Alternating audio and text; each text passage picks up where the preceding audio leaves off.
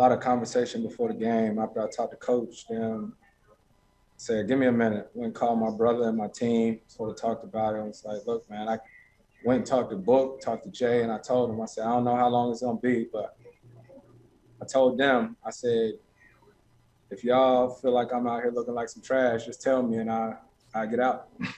I get out. So I at least had to, like I said, see what I could do.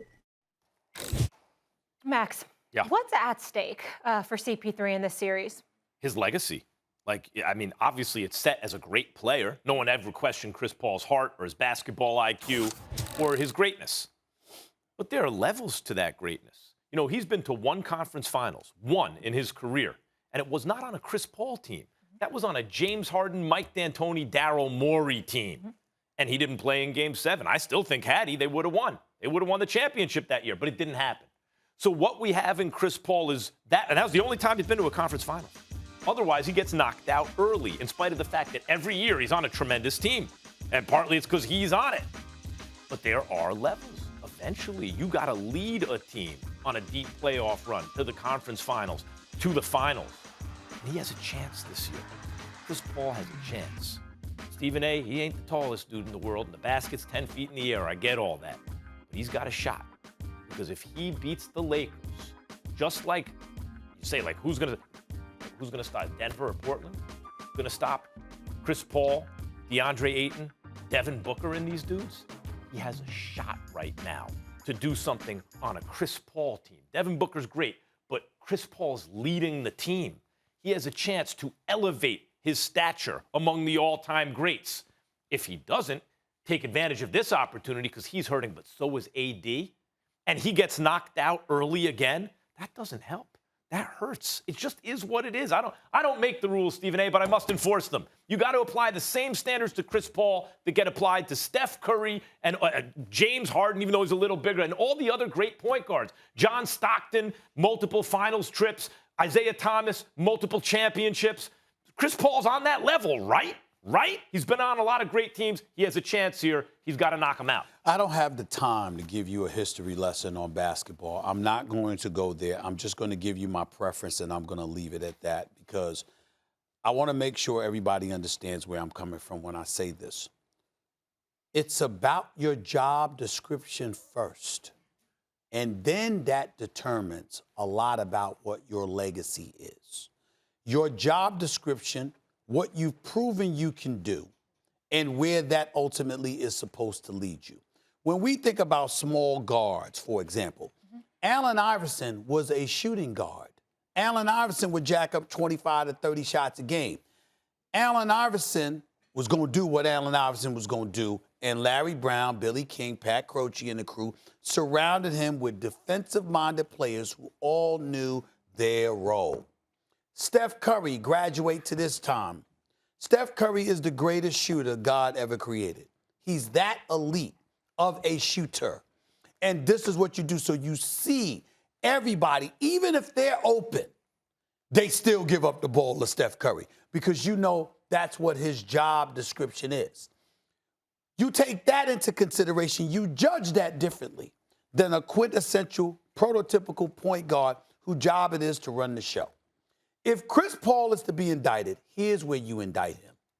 When they lost to Houston years ago after having that 3-1 lead against James Harden, Dwight Howard, and the Houston Rockets, and Lob City lost that series. That is the greatest indictment. But the Warriors series. Hold on. No. That was different because when they played against Houston, they were a win away from advancing to the conference finals for the first time in franchise history. Nobody was injured. No issues. It was an epic collapse. And oh, by the way, that game six when they collapsed, that was with James Harden on the bench and Dwight Howard and those boys and going and just running them out of the building. That's an indictment. When you look at this, and you see that CP3 had incurred yet the latest injury, you're going to lose to LeBron James, Anthony Davis, Well, guys but like AD's this. hurt. I understand that. I'm just again. I'm assuming that's what's. I'm assuming he's going. But I would agree with you if AD's 100%. But now that there's some daylight, Chris Paul's got to take advantage. He's got to take advantage. That's why I got them to win the series. But what I'm saying to you is that if Chris Paul, for some reason, is hurt, what's going to be said is the same thing. Once again, he's hurt. Because there's no one that doesn't want to play on the court with Chris Paul. Mm-hmm. What happens is that they go like this.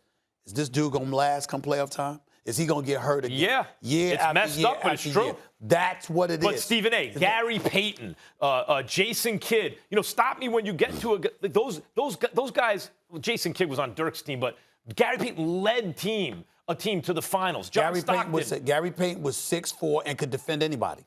He was the glove. Yes, height counts. It's a sport that selects out for height. If you're a shorter guard, it makes it harder. But when you look at this era, Steph, Kyrie, right. These guys spent time late in the playoffs, deep in the playoffs. A very simplistic point of view where Max and I disagree, Molly. Spud Webb won a slam dunk contest. Yeah. Nate Robinson won a slam dunk contest. Yeah. Okay? When other people won slam dunk contests, we marveled over the particular dunk that they made that was better than somebody else's. With Spud Webb and Nate Robinson, we marveled at their miniature size and what they were able to do. But Chris Paul don't want your sympathy. He doesn't want you grading on a curve. We're not talking about what Chris Paul wants. We're talking about what my opinion is right now, or compared to yours. What I'm saying is that when you look at CP3, when you look at guys who are miniature and limited athletically, you do get to a point where now you judge them differently. In other words, what are you as a floor general? What are you as a leader? What are you as somebody that makes people better around you? That's how we judge it. But when we talk about the best players, where somebody else, we have expectations because their ability to take over a game single-handedly is there. Talks about when guys choke in the clutch, and over the last 2 seasons, CP3 is second best in points in the clutch, behind only the Joker. That includes the playoffs. He's a clutch player.